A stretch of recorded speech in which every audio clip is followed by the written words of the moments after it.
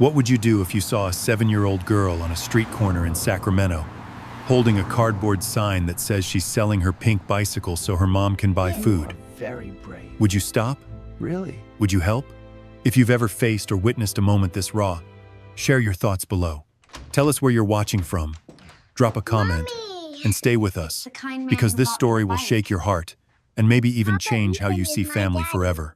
The Saturday morning air in Sacramento carried that faint crispness of early spring, cool enough to sting the skin, Money didn't save warm enough to promise that the day would You and unfold Sophia with did. light and life. On a quiet corner of Maple Avenue, where cracked sidewalks met faded crosswalks, stood a girl who looked far too small for the sign she was holding. 7-year-old Sophia Watson clutched a piece of cardboard nearly as wide as her chest. Her handwriting, uneven but determined, read, "Selling my bike. Mommy needs food." Her blonde hair, pulled into pigtails with cheap rubber bands, shimmered in the sunlight. Her faded jeans bore patches on both knees, and her sneakers, once white, were scuffed gray from the playground. She had parked her pride and joy next to her. A rose-colored bicycle, with a white wicker basket, decorated with plastic daisies and pink streamers that fluttered in the breeze. To any passerby, the bicycle was a child's treasure. To Sophia, it was everything her birthday gift, just 8 months ago, restored with love by her mother, Samantha Watson. But hunger had a way of reordering priorities, even for a child. Sophia had overheard too many nights of whispered tears, too many phone calls where her mother confessed to her grandmother that they had only $18 left. A child should not carry such knowledge, but Sophia did. And so, she made her choice. Cars rolled past without slowing down. Joggers looked, but didn't stop. A few neighbors gave her sympathetic smiles before averting their eyes, unwilling to confront what her sign said. Sophia's small hands trembled as she gripped the handlebars, but her chin remained lifted. She would be brave for her mom.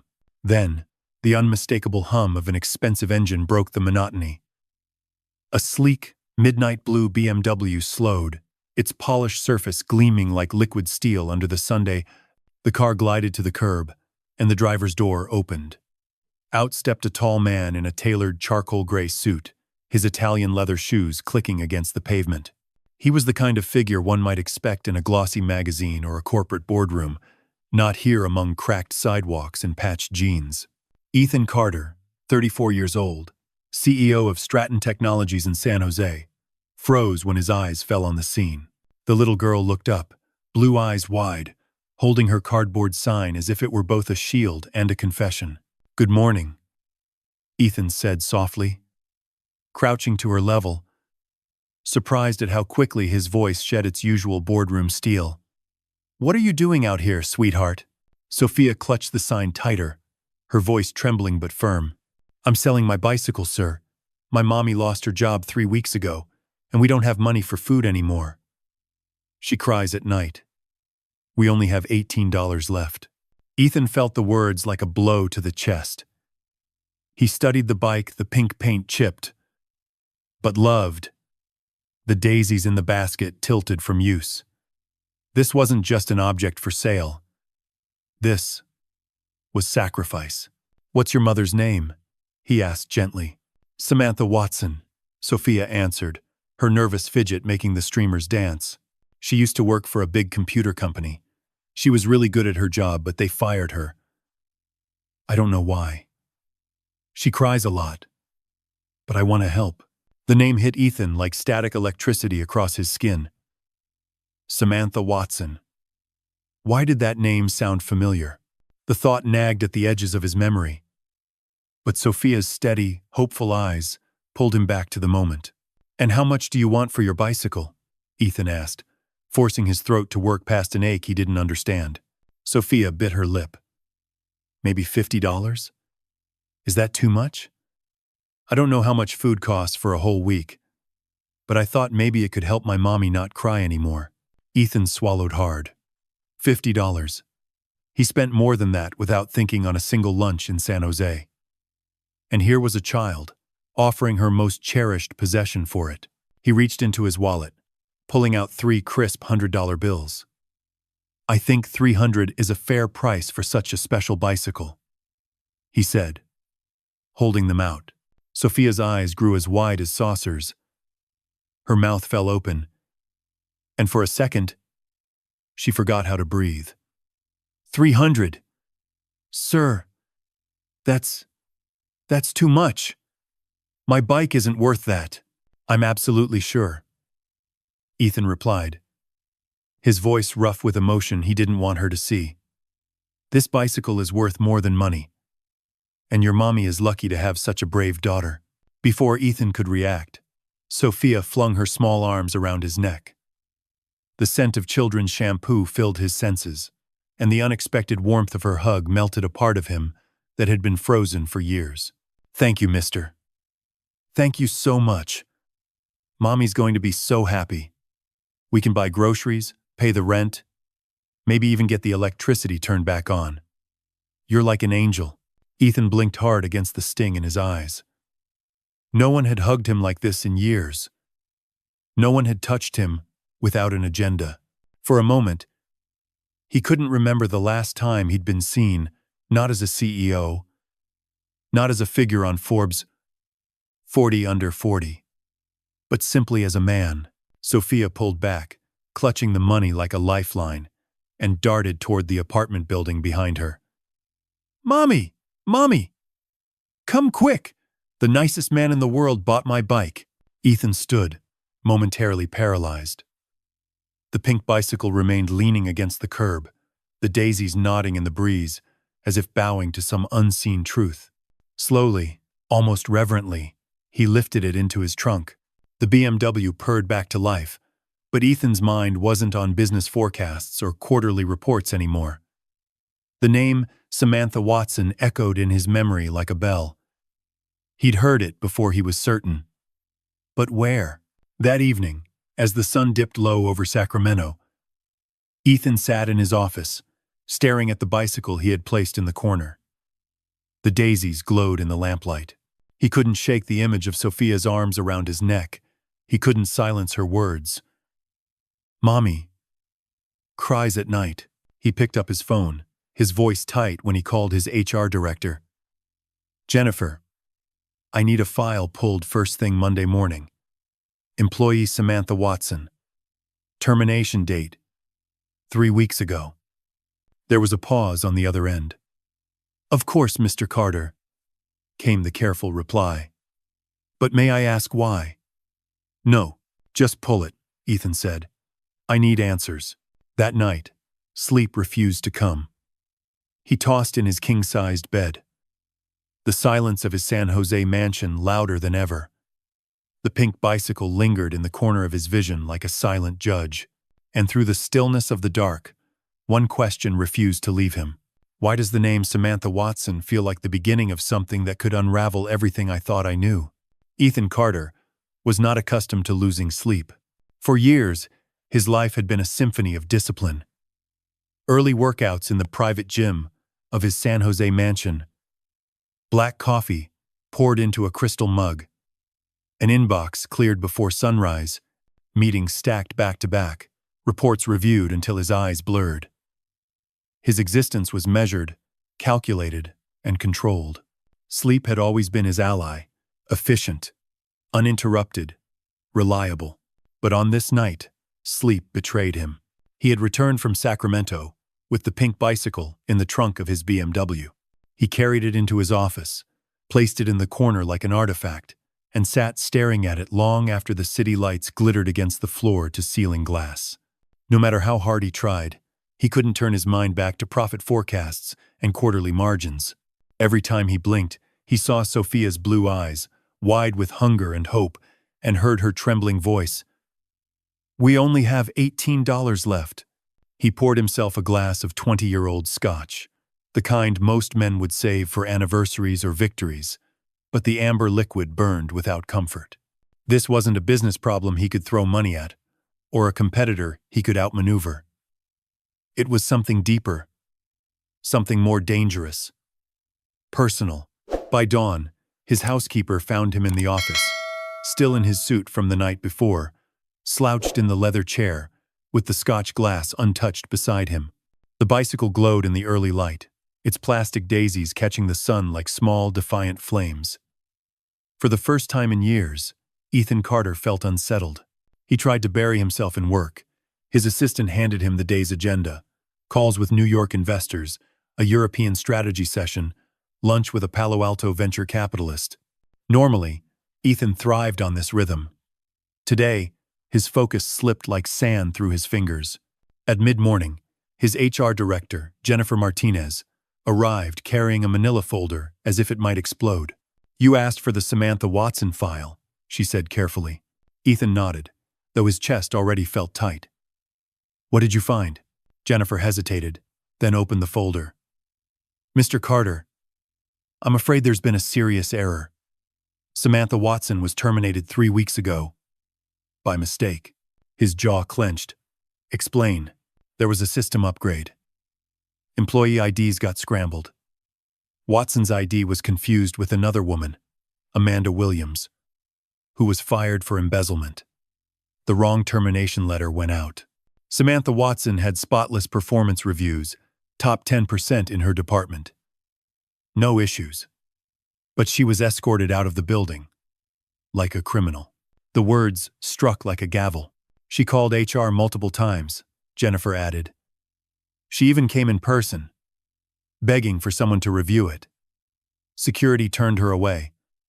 Policy required disputes to go through legal channels, and she couldn't afford legal channels." Ethan muttered. His hands pressed against the desk, as if he could keep the whole building from collapsing. So because of a software glitch, an innocent woman lost her career, her dignity, her future. Jennifer swallowed. "Yes, sir." Silence stretched.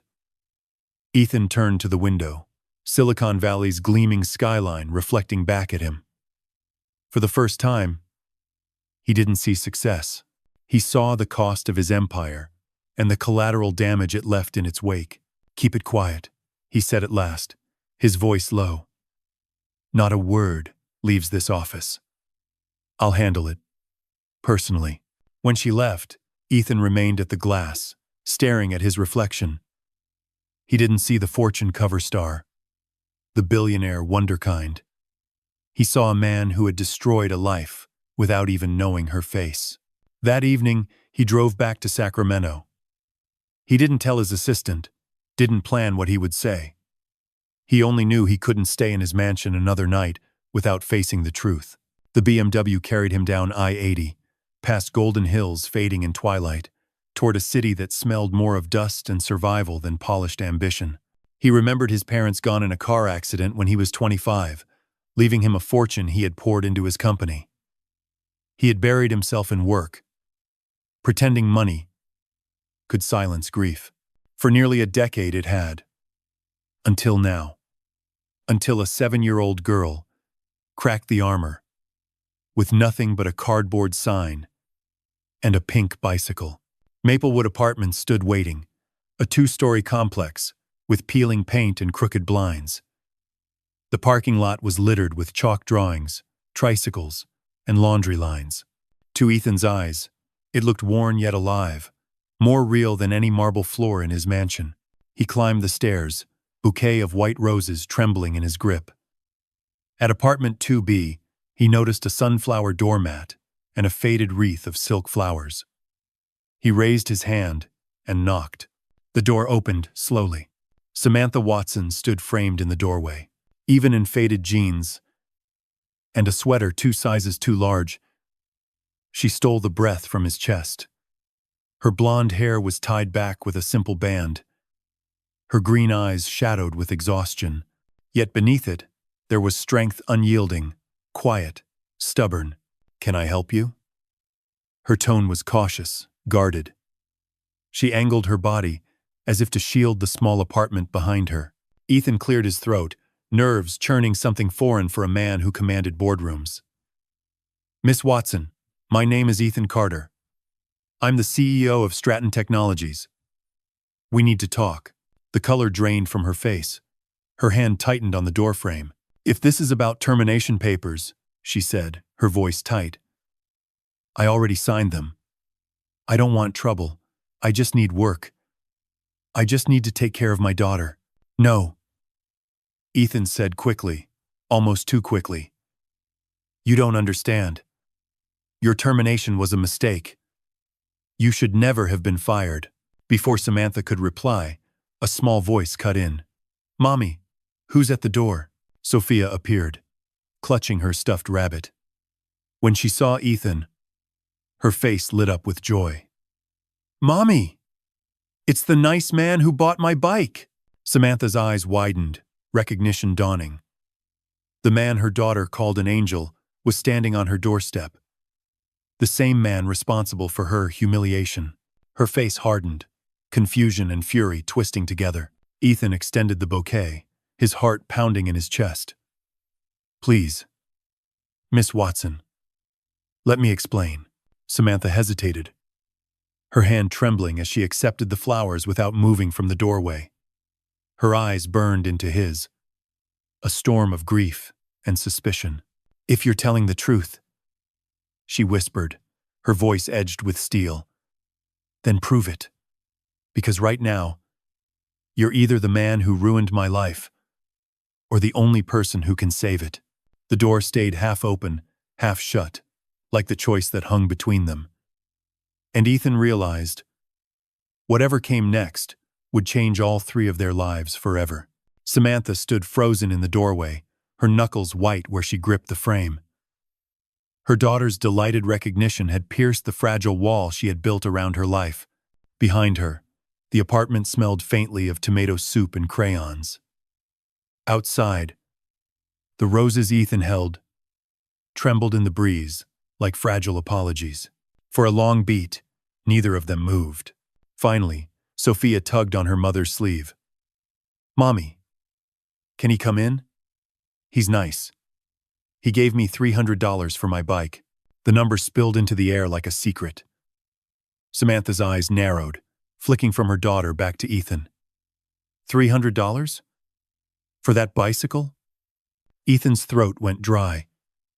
He could read the accusation forming in her gaze, pity, or worse, manipulation. He steadied himself. It wasn't charity, he said carefully. It was the only way I knew to help in the moment. Her lips pressed into a hard line, but something in her face faltered. With a quiet sigh, Samantha stepped aside. Fine. 5 minutes. Ethan crossed the threshold, suddenly conscious of how large he seemed in the tiny living room.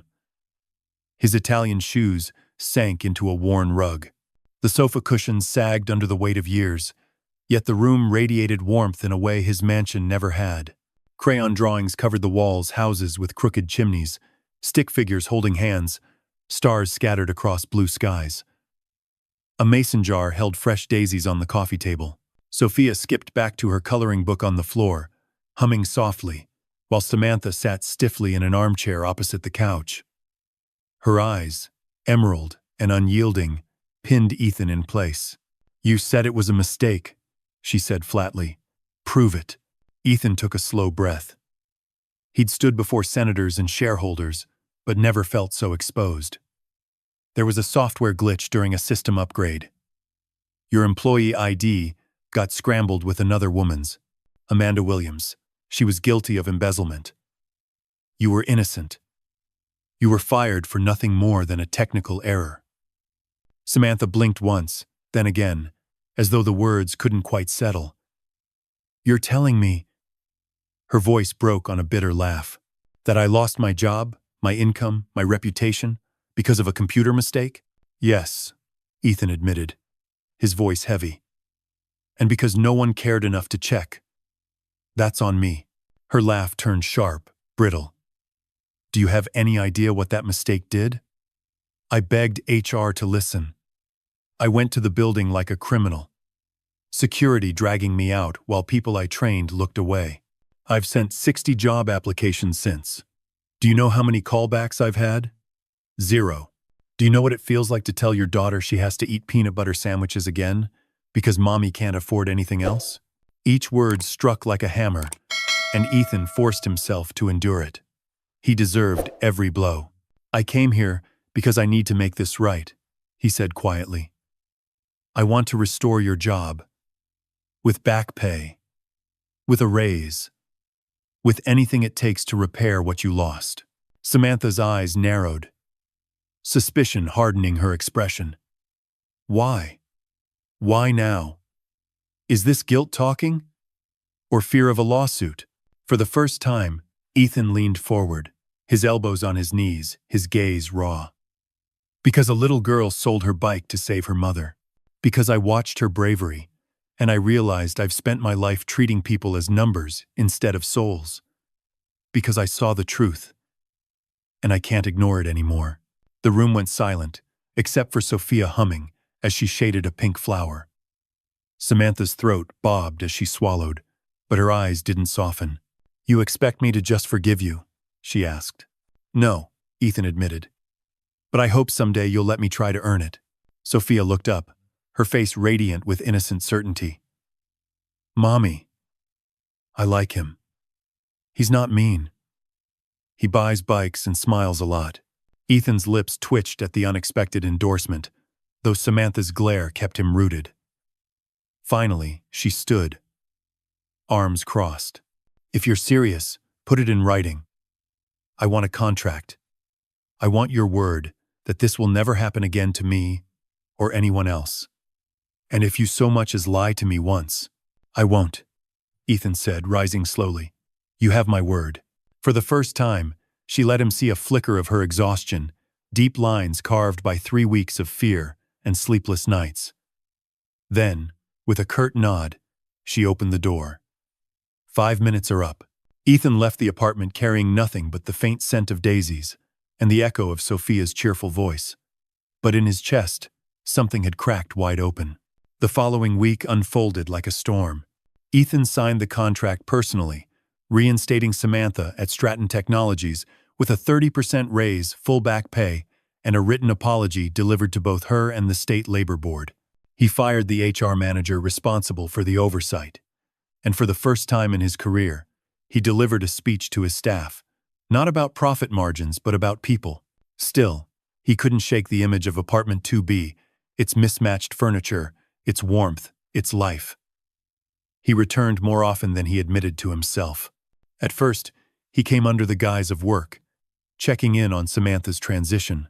Then, he stayed for soup dinners and board games, for Sophia's spelling test recitals and bedtime stories read in a shaky baritone. And slowly, the Watson apartment stopped feeling like a place he visited and started feeling like a place he belonged. One evening, rain tapped against the window while Sophia sprawled on the floor coloring. Samantha moved around the kitchen, humming as she stirred a pot of chili. Ethan leaned in the doorway, watching.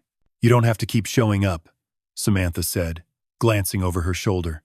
"I know," Ethan replied. His voice was steady, softer than it had ever been in a boardroom. "I want to." She hesitated, then turned back to the pot, though the corner of her mouth betrayed the faintest curve. Sophia piped up from the rug. "Mr. Ethan, can you help me with my math?" He sat beside her, loosening his tie, sketching little diagrams to explain division. Her laughter filled the small room, brighter than any chandelier in his mansion. For Ethan, it was the beginning of something he couldn't yet name. A family. Maybe. A second chance. But not all ghosts stayed buried. On a chilly February morning, a knock rattled the door of apartment 2B. Samantha froze, ladle in hand. When she opened the door, her breath caught. There he stood, Mike Rodriguez. Broad-shouldered, slick smile, eyes burning, with a hunger she knew too well. The man who had walked out when she was 6 months pregnant, leaving her to raise Sophia alone. "Hello, Amanda," he drawled, using the name she'd long since abandoned. "You look good. Motherhood suits you." Samantha's blood turned cold. Behind her, Sophia's footsteps pattered across the floor. She stopped short at the sight of the stranger, clutching her rabbit tight. "Mommy," Sophia whispered. "Who is that?" Samantha's throat closed. She couldn't answer. Mike smiled, stepping closer, his gaze sweeping the apartment, lingering on the photographs, the signs of a life he'd abandoned. "I think it's time we talked about being a family again." And from behind him, a shadow moved, someone watching from the stairwell. Samantha's hand tightened around the doorframe, every nerve in her body screaming to slam it shut. But her daughter's wide eyes kept her frozen. 8 years had passed since she'd seen Mike Rodriguez. Yet his presence brought it all back: the betrayal, the loneliness, the nights she whispered promises to the baby inside her belly that she would never let him feel unwanted again. "Mommy?" Sophia's voice wavered. "Who is he?" Mike's smile widened, slick and practiced. "I'm your dad, sweetheart." The words landed like a thunderclap. Sophia's grip on her rabbit tightened. Her face, usually bright and curious, crumpled into confusion. "My dad?" she echoed, as if the word itself was foreign. She turned to her mother, searching for reassurance. Samantha's pulse hammered in her ears. She crouched, gently guiding Sophia behind her legs. "Go to your room, honey." Sophia shook her head stubbornly. "No, I don't like him. He makes you scared." The child's unfiltered honesty cut deeper than any argument. Samantha forced her voice steady. "Mike, you need to leave." He chuckled, stepping past the threshold as though the apartment still belonged to him. "That's no way to greet the father of your child. I heard you've been doing better, new job, maybe even a rich man hanging around. Don't you think Sophia deserves her real family back?" Samantha's jaw tightened. "You lost that, right when you walked away." Mike's smile faltered, replaced by something darker. "Courts don't see it that way. Biological fathers have rights. Maybe it's time I start exercising mine." The air in the small apartment grew suffocating. Sophia clung tighter, whispering, "Mommy, please, make him go." Samantha's chest ached. For 8 years she had fought to protect her daughter from this exact moment. And now here he was, threatening to unravel everything. A knock on the doorframe broke the tension. Both adults turned. Ethan stood there, his dark suit damp from the February drizzle, a paper bag of groceries still in his hand. He had arrived just in time to hear the last venomous words. The sight of him startled Sophia into relief. She darted across the room, hugging his waist. "Papa, Ethan," she whispered fiercely, as if invoking a shield. Mike's eyebrows shot up. "Papa?" He barked a laugh. "So this is the guy. The boss. The sugar daddy." Ethan's jaw tightened, but his voice was calm, almost too calm. "I think you should leave." Mike stepped closer, squaring his shoulders. "And if I don't?" For a long moment, the two men locked eyes, one radiating slick arrogance, the other a quiet, dangerous resolve. Finally, Samantha stepped between them. "Enough. Both of you."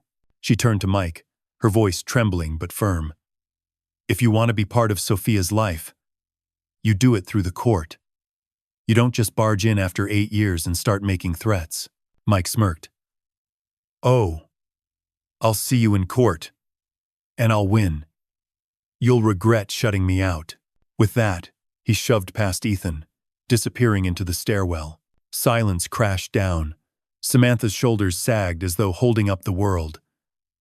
Sophia clutched Ethan's hand, her blue eyes brimming with tears. "Don't let him take me, Papa Ethan. Please." Ethan knelt, pulling her into his arms. "No one is taking you away," he whispered, the promise ringing in his chest like a vow. That night, after Sophia was finally asleep, Samantha sat at the small kitchen table, her hands wrapped around a chipped mug of tea, gone cold. Ethan sat across from her, the weight of responsibility etched deep into his face. "He won't go away," she said quietly. "He'll file for custody. And I don't know if the courts will care that he abandoned us. What if—" Her voice cracked. "What if I lose her?" Ethan leaned forward, his voice steady but fierce. "We'll fight. I'll hire the best attorneys in California. We'll show the truth, your record. As a mother, his absence, everything. You are Sophia's safe place, Samantha. No judge will take that away. Tears slid down her cheeks. Why would you do this for us? He hesitated, then reached across the table, covering her hand with his. Because I love her like my own. And because I think I love you, too. The words hung in the air, fragile and terrifying. Samantha's breath caught, her heart stumbling in her chest. She searched his face for dishonesty, but found only raw sincerity. She pulled her hand back, wiping her tears. Ethan, this is complicated. You don't know what you're stepping into. He exhaled slowly. I know enough. And I know I'm not stepping away. The weeks that followed blurred into a storm of legal filings, consultations, and sleepless nights. True to his word, Ethan assembled a powerhouse legal team led by Margaret Chen, one of the most respected family law attorneys in the state. Their strategy was clear. Prove abandonment, prove stability, prove that Sophia's best interests were already being met. But Mike wasn't idle. He hired his own lawyer, an aggressive man who specialized in custody battles. They painted Samantha as unstable, opportunistic, dependent on a wealthy man's charity.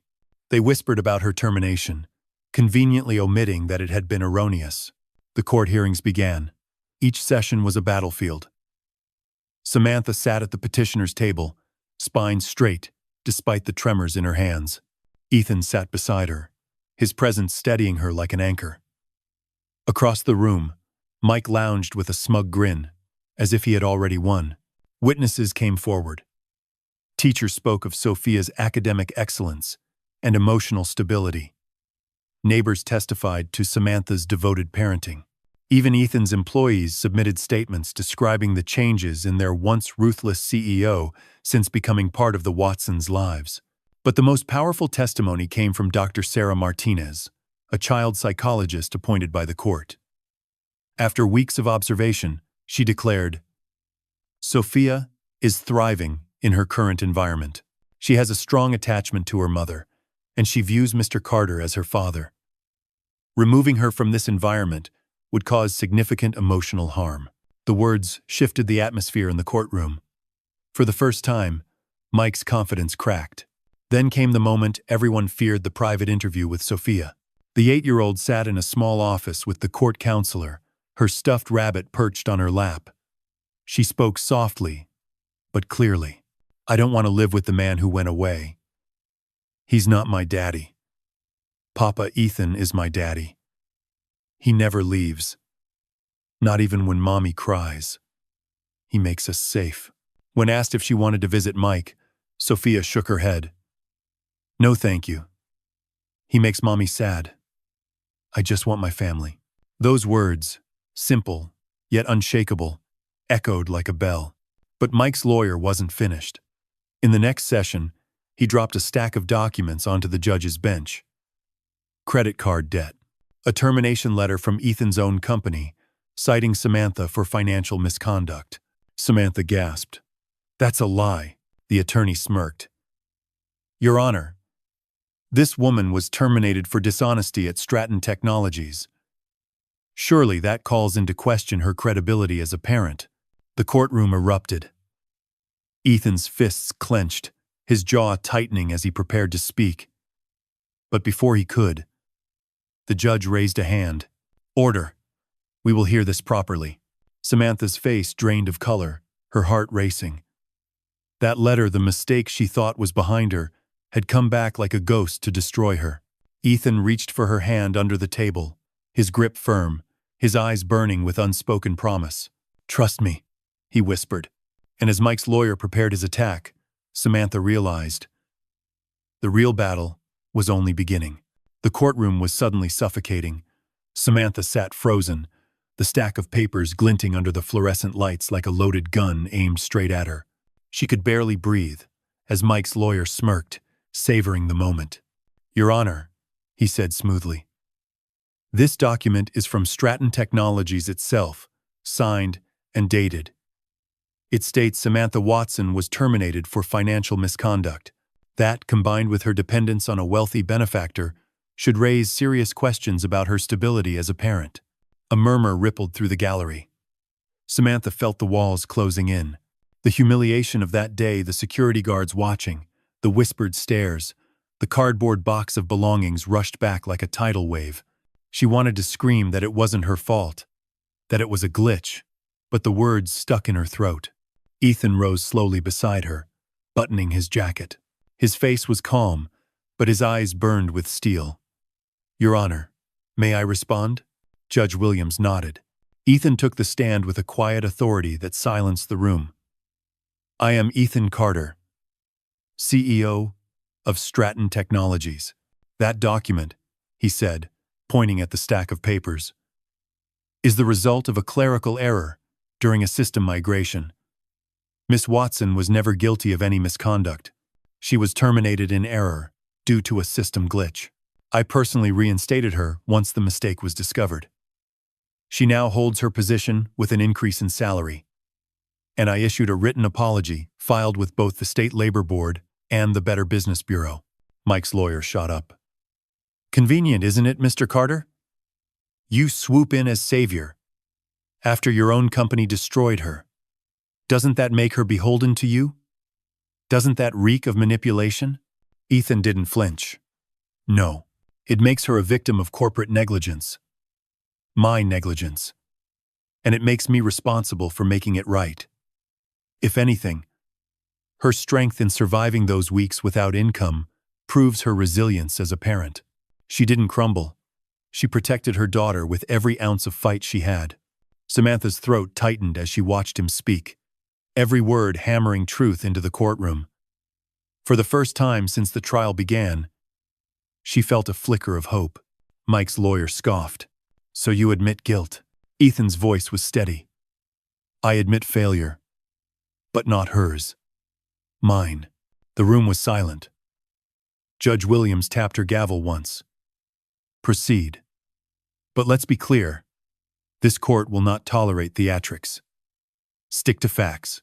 As Ethan returned to his seat, he reached under the table and took Samantha's trembling hand. His grip was warm, grounding. "We're not losing," he whispered. "Not today."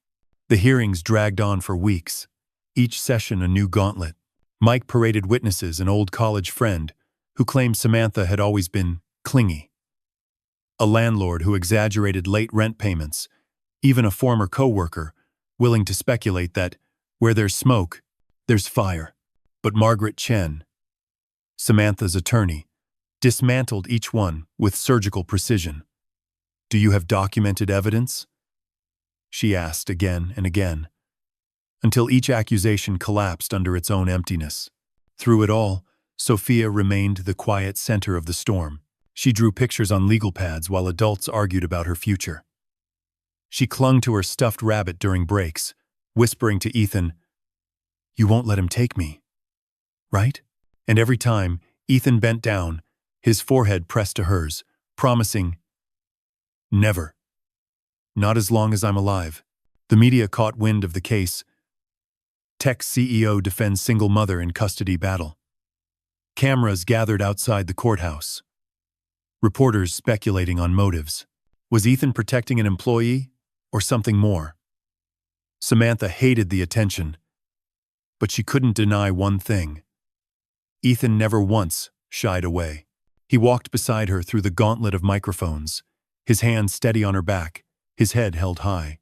One evening, after a grueling day of testimony, they sat in Samantha's apartment, the glow of the street lamps filtering through thin curtains. Sophia had finally fallen asleep, exhausted from the tension that seeped into her young bones. Samantha cradled a mug of tea, her hands shaking.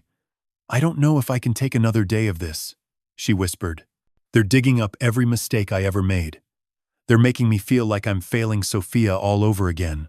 Ethan leaned closer, his voice low and steady. "Listen to me. You are the strongest woman I've ever known. I've built companies. I've faced down billion-dollar investors. But I've never seen courage like yours. Every time they try to tear you down, you get back up for her. That's what Sophia sees. That's what matters. Her eyes shimmered. And what about you? Why do you care this much? You don't owe us anything. He hesitated, then spoke with a vulnerability she hadn't heard before. Because you gave me something I didn't even know I needed. A reason to stop chasing empty things. A reason to believe I could be more than a man with money. When I see you two, I see a life I never thought I deserved. I can't lose that. I can't lose you. Her heart twisted. For weeks, she had resisted, telling herself it was gratitude, not love. But in that moment, she felt the truth pressing against her walls. She didn't just trust him, she needed him. The trial's climax arrived on a rainy Thursday. Mike himself took the stand, slick in his tailored suit, his voice dripping with practiced charm. He spoke of redemption, of wanting to be the father he had failed to be, of newfound stability in Los Angeles. He painted Samantha as bitter, as manipulative, as too dependent on Ethan. But under cross-examination, Margaret Chen was relentless. Mr. Rodriguez, how many birthdays have you attended? He shifted. None. How many school conferences? Doctor visits? How much child support have you paid in 8 years? His silence was answer enough. Finally, Margaret leaned in. Mr. Rodriguez, isn't it true that you recently lost your job in Los Angeles? That you are over $100,000 in debt? The courtroom gasped. Mike sputtered. That's irrelevant. No, Mr. Rodriguez, Margaret said, her voice like a blade. It's the heart of this case. You don't want custody out of love. You want it out of desperation. Judge Williams called for order, her gavel cracking like thunder. Samantha exhaled, relief flooding her for the first time. But as she glanced at Ethan, she noticed his expression tighten. He was staring at the back of the courtroom, at a figure slipping quietly out the door. A man, in a dark suit, face half hidden. Later, outside, Ethan couldn't shake the image. He had seen that man before, at the first hearing, lingering near Mike. Something about his posture screamed professional, not a family friend, not a journalist, something colder. That night, while Samantha tucked Sophia into bed, Ethan stood by the window, watching the rain streak the glass. His phone buzzed a message from a private investigator he had quietly hired. You were right. Rodriguez isn't working alone. He's getting money from someone with ties to your board. Details to follow. Ethan's stomach dropped. This wasn't just about custody anymore. It was bigger. Someone from inside his own empire was backing Mike. He turned toward the small bedroom, where Samantha's soft voice drifted as she read Sophia a story. His jaw tightened. He had promised to protect them. But now he realized, the battle wasn't just in the courtroom. It was in the shadows too. And the question hung heavy in his chest. Who wanted to tear them apart, and why? Ethan Carter wasn't easily shaken. He had stared down hostile investors, sat across from men twice his age, who wanted to see him fail, and built an empire, brick by brick, while the world doubted him. But as he stood by the rain-streaked window of Samantha's apartment, phone still in hand, his pulse hammered harder than it had in years. The message from his private investigator replayed in his mind. Rodriguez isn't working alone. He's getting money from someone with ties to your board, a shadow inside his own fortress. He pocketed the phone quickly when Samantha entered the room. Her hair was pulled back loosely, the fatigue of weeks etched across her face. She held 2 mugs of tea, setting one in front of him. Sophia's asleep, out like a light. Ethan forced a small smile, but his mind was racing. Good. She needs the rest. Samantha studied him for a moment, her sharp intuition cutting through the silence. Something's wrong. I can see it in your eyes. He considered lying, brushing it off as exhaustion. But she had lived too long on half-truths, from men who claimed to care. He couldn't do that to her. I think Mike's being backed by someone. Someone with resources. He shouldn't be able to afford the attorney he hired, not with the debt he's drowning in. Her mug paused halfway to her lips. Backed? By who? That's what I intend to find out, Ethan said grimly. The next morning the trial resumed. The courthouse buzzed with reporters, their cameras clicking as Samantha, Ethan, and their legal team walked in. Margaret Chen briefed them quickly. "We're making progress. Rodriguez is unraveling. But be prepared, his side will throw everything they have left." Inside, the atmosphere was thick with tension. Mike slouched in his chair, smirking as if he knew something they didn't. His lawyer shuffled papers with exaggerated confidence. The proceedings began with financial records. Margaret presented bank statements, receipts, and signed affidavits showing Samantha's careful budgeting, her consistency as a provider. The judge nodded thoughtfully. Then it was Mike's turn. His lawyer rose, brandishing a glossy folder. "Your Honor, we have evidence of improper influence. Mr. Carter, the CEO of Stratton Technologies, has not only reinstated Miss Watson's employment, but also raised her salary and provided direct financial assistance. We argue that this creates a relationship of dependency, one that clouds the true picture of Miss Watson's fitness as a parent." Gasps rippled through the courtroom. Samantha's cheeks burned. It was true Ethan had helped, and she hated how they twisted it into weakness. But Ethan rose calmly. "Your Honor, I did reinstate her employment because it was the right thing to do. She was wrongfully terminated by my company's error. The raise was compensation for that error. As for assistance, yes, I helped ensure she and her daughter had food and shelter, because no one else would." His voice dropped, steady as stone. "If compassion is a crime in this courtroom, then let me be guilty." A murmur of approval swept the gallery. Even Judge Williams's stern face softened for a moment before she masked it again. Still, Samantha's heart pounded. She leaned toward Ethan, whispering fiercely, "They're trying to paint me as your charity case." He met her eyes. "Then we'll show them you're more than that. That you've always been enough." Later that evening, Ethan met his investigator in a dimly lit cafe 2 blocks from the courthouse. The man slid a folder across the table. "You were right. Rodriguez has been receiving payments. They're routed through shell accounts, but the trail leads back to someone close, Harold King." Ethan's blood ran cold. Harold King, senior board member at Stratton Technologies. A man who had smiled at Ethan across conference tables for years. "Why?" Ethan muttered. The investigator shrugged. "Leverage, maybe. If Rodriguez wins custody, it discredits you, destabilizes your reputation. That opens the door for someone like King to make a play for control, betrayal. Not just personal but corporate warfare wrapped in the guise of a custody battle." Ethan returned to Samantha's apartment late, the folder burning a hole in his briefcase. She was on the couch. Sophia curled asleep against her. The TV, casting soft light across the room. For a moment, he just stood in the doorway, watching. This was the life he wanted. Not boardrooms and stock tickers, but laughter, crayons, bedtime stories. Samantha looked up, exhaustion in her eyes. "Any news?" He hesitated. She deserved the truth. "It's bigger than Mike. Someone on my board is backing him. Harold King." Her lips parted in shock. "Your own company?" He nodded grimly. "If I lose credibility, they can take everything, and they're willing to use you and Sophia to do it." Her hand went to her chest. "My God. So this isn't just about Mike. It's about destroying you." Ethan sat beside her, his voice low but fierce. "Then we fight harder. For you.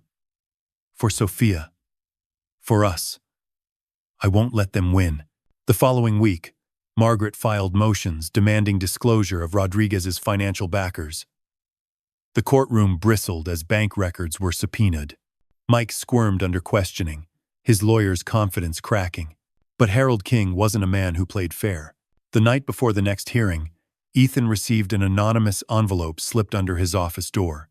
Inside was a photograph, grainy, taken from a distance, of him leaving Samantha's apartment at midnight, her silhouette visible in the window behind him. Scrawled across the bottom were 5 words. "This will ruin you both." Ethan gripped the photo, fury boiling in his veins. Whoever was pulling the strings was ruthless. They weren't just attacking his company, they were coming after the family he was building. The next day in court, Mike's lawyer waved the photo like a weapon.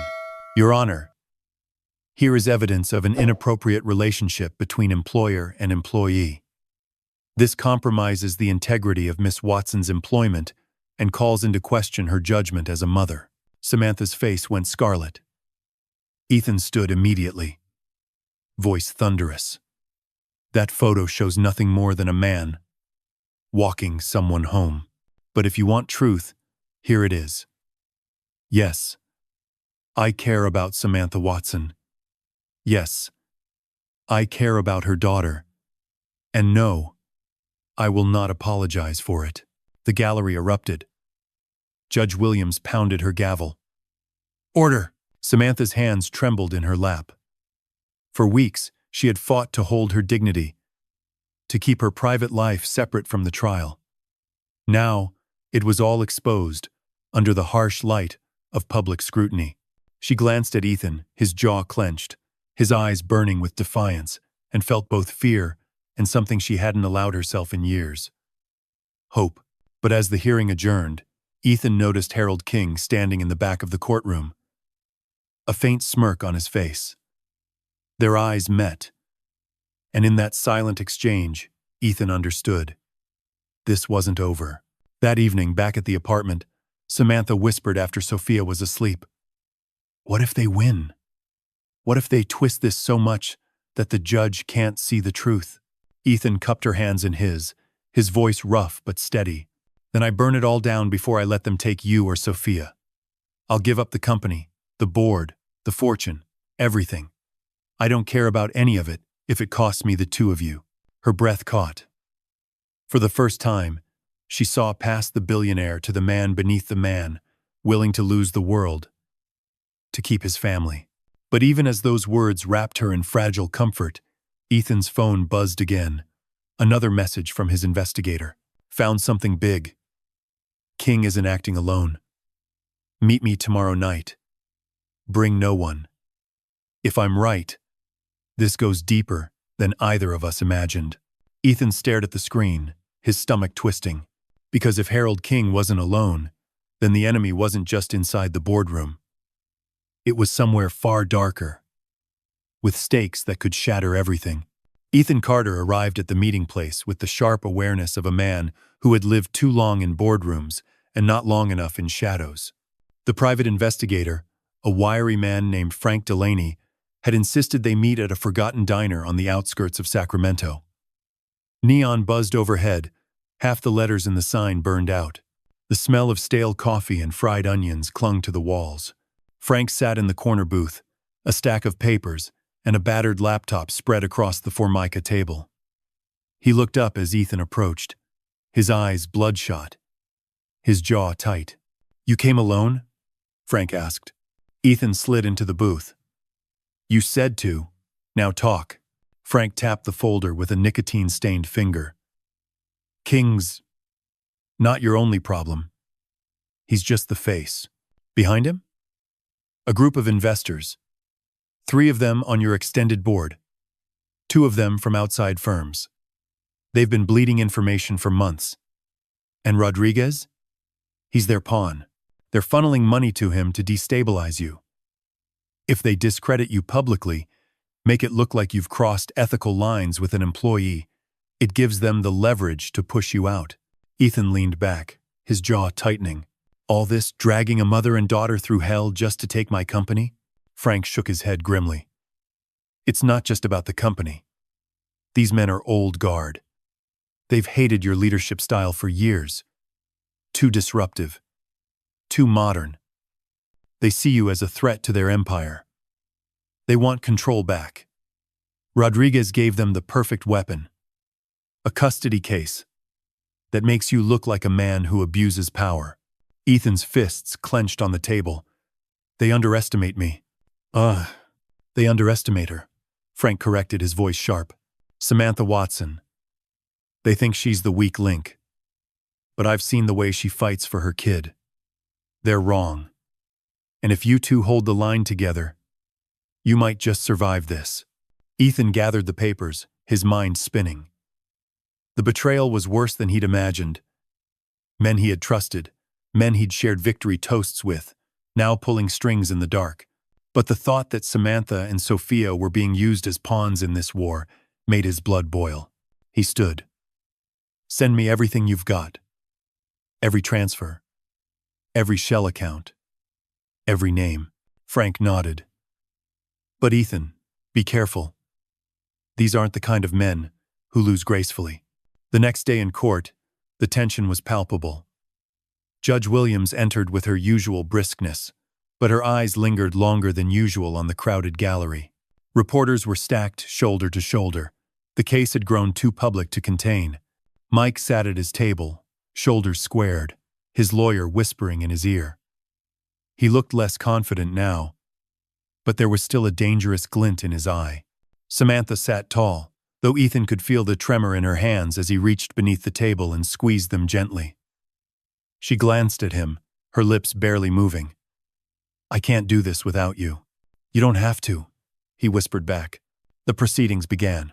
Margaret Chen moved swiftly, presenting school reports, psychological evaluations, and community testimony, all reinforcing Samantha's stability as a mother and Sophia's thriving under her care. The judge nodded thoughtfully. Then Mike's lawyer rose. His smile was razor-thin. "Your Honor, this case isn't just about Miss Watson's fitness. It's about undue influence. We contend that Mr.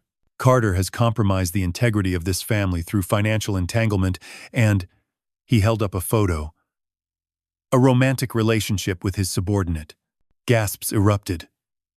Samantha's stomach twisted as she recognized the grainy photo of Ethan leaving her apartment. Her cheeks burned, her heart pounding in her ears. Judge Williams banged her gavel. "Order." Ethan stood slowly, his voice carrying across the room. "I won't deny that I care deeply for Samantha Watson, or that I care for her daughter. But this court should not confuse love with corruption. What I feel for them doesn't diminish Samantha's parenting. It strengthens it. Because for the first time in my life, I've seen what real family looks like." His words landed heavy, cutting through the murmurs. Samantha blinked back tears, her heart twisting with both fear and hope. Mike's lawyer tried to press, but the judge silenced him. "We will consider facts, not innuendo. Proceed." Meh. Still, Samantha could feel the shift. Her private life was no longer private. And in the gallery, she caught sight of Harold King, his smirk unmistakable. Her blood ran cold. He was watching them unravel, enjoying every second. That night, back in the apartment, Samantha paced the small living room, her arms wrapped around herself. "They're tearing us apart," she whispered. "Every step forward, they drag us 2 steps back. And now the whole world knows about us. About Sophia." Ethan approached quietly, his voice low but firm. "Let them. They can twist the story however they want. What matters is the truth. You're a mother fighting for your daughter. That's unshakable." She stopped, staring at him, her green eyes glistening. "And what about you? They're coming for your empire.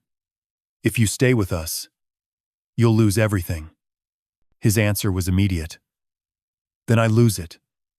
I'd burn every dollar before I let them take Sophia away from you." Her breath hitched. She wanted to believe him, to lean into the warmth of his vow. But fear gnawed at her. Could love really withstand men powerful enough to destroy them all? The trial reached its breaking point the following week. Margaret filed a motion demanding disclosure of Rodriguez's financial backers. The courtroom crackled with anticipation as evidence was laid bare.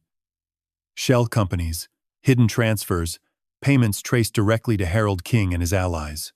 The judge's eyes hardened. "Mr. Rodriguez, is this true?" Mike squirmed, his smirk faltering. I didn't know where the money came from. Margaret cut him off, her voice sharp. "Ignorance is not an excuse. You've been used as a puppet to wage corporate war. And you were willing to sacrifice your daughter's stability in the process. The courtroom erupted. Reporters scribbled furiously, cameras flashing. Mike shouted, his lawyer flailing to regain control. Judge Williams raised her gavel. Enough. We will recess until tomorrow. And rest assured, this court will not be manipulated for corporate gain. As the crowd dispersed, Harold King slipped out quietly, but not before locking eyes with Ethan. It was a silent message. This isn't over. That evening, Ethan met Frank again, this time in the safety of his mansion's study. The investigator's hands trembled as he opened his laptop. I've got more. King's not acting alone. There's an entire network powerful men across the valley, maybe even beyond. They've been orchestrating this for months. Ethan scanned the files, emails, wire transfers, coded memos. Each page pulled him deeper into a labyrinth of greed and betrayal. These weren't just men trying to oust him. They were tied to ventures, deals, secrets that could collapse industries if exposed. Frank leaned forward, his voice a whisper. They're dangerous, Ethan. And if they feel cornered, they'll come after you and anyone you care about. Ethan's jaw clenched. Then let them. But if they touch Samantha or Sophia, I'll bring the whole house down on their heads. But even as he said it, his phone buzzed with a message that made his blood run cold. A photo of Sophia leaving school, her backpack slung over her shoulders, her little hand clutching her rabbit. The caption beneath it was simple. You can't protect them forever. Ethan's vision blurred with rage. He gripped the phone so hard his knuckles whitened. They're making it personal. Frank's face drained of color. Ethan, this isn't just a boardroom coup anymore. This is war. Ethan stood, his voice a growl. Then we fight it like war. But inside, his chest ached with fear, unlike anything he'd ever known. Because for the first time, he wasn't fighting for shareholders or profit margins. He was fighting for the only two people who had ever given his life meaning. And as he looked at that photo of Sophia, innocence wrapped in vulnerability, one terrifying question screamed through his mind. What if he couldn't keep them safe? The night the photo arrived, Ethan didn't sleep. He sat in the darkened study of his mansion. The image of Sophia walking home from school burned into his mind. Her small backpack, her stuffed rabbit dangling from one arm, her trusting face unaware of the danger stalking her. He had built an empire by calculating risks. But this wasn't about risk anymore. It was about love. And love wasn't negotiable. By morning, he had a plan. At the courthouse, the air was thick with tension. The gallery was packed tighter than ever. Reporters, legal analysts, even curious locals hungry for the drama that had consumed Sacramento. Samantha clutched Sophia's hand, her heart pounding, while Ethan walked beside them, a fortress of calm. Judge Williams entered, her gavel striking once. This case has been manipulated, twisted, and dragged through the mud. But today, we will bring it to its conclusion. Duh. Margaret Chen rose first, her voice ringing with conviction. Your Honor, we present clear evidence that Mr. Rodriguez has been financially supported by members of Stratton Technologies' board for the purpose of destabilizing Mr. Carter. This custody case has been used as a weapon in a corporate coup, with Miss Watson and her daughter caught in the crossfire. We ask this court to see through the manipulation and act in the best interest of Sophia Watson. She gestured towards Samantha, who sat tall, despite the tremor in her hands. Sophia squeezed her mother's arm, whispering, "You're brave, Mommy." Then Mike's lawyer stood, his voice dripping disdain. Your Honor, regardless of corporate intrigue, the facts remain. Mr. Carter has created an inappropriate relationship with his subordinate, compromising Miss Watson's independence. How can we trust a mother who allows herself to be entangled like this? Ethan stood, his voice calm, but carrying to the farthest corner. Your Honor, if you want the truth, here it is. Yes, I love Samantha Watson. Yes, I love her daughter as if she were my own. And yes, I will spend the rest of my life protecting them. If that disqualifies me as a CEO in the eyes of my board, so be it. But it doesn't disqualify Samantha as a mother.